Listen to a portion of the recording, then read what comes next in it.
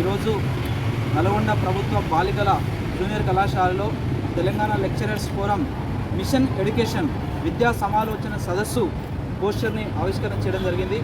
మరి ప్రభుత్వ అధ్యాపకుల ఆధ్వర్యంలో ఈ యొక్క పోస్టర్ కార్యక్రమం నిర్వహించడం జరిగింది.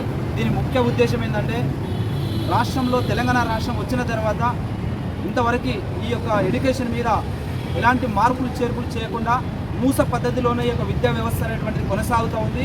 ఈ విద్యా వ్యవస్థలో మార్పులు అనేటువంటివి జరగాలి.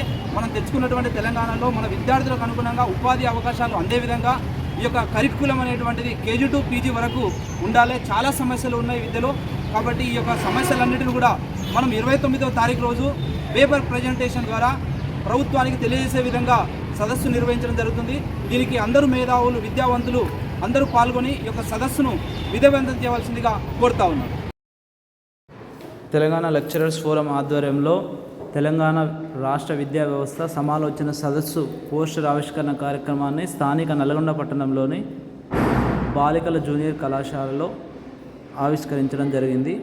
మరి ఈ కార్యక్రమంలో కెమిస్ట్రీ అధ్యాపకులు కిరణ్ కుమార్ గారు, బాటనీ అధ్యాపకులు రవీందర్ గారు, అదేవిధంగా Swamy sir, Seenu sir, Umamaheswari madam, Rajeswari madam, ఇంకా తదితర అధ్యాపకులందరూ కూడా పాల్గొని ఈ యొక్క కార్యక్రమాన్ని విజయవంతం చేయడం జరిగింది.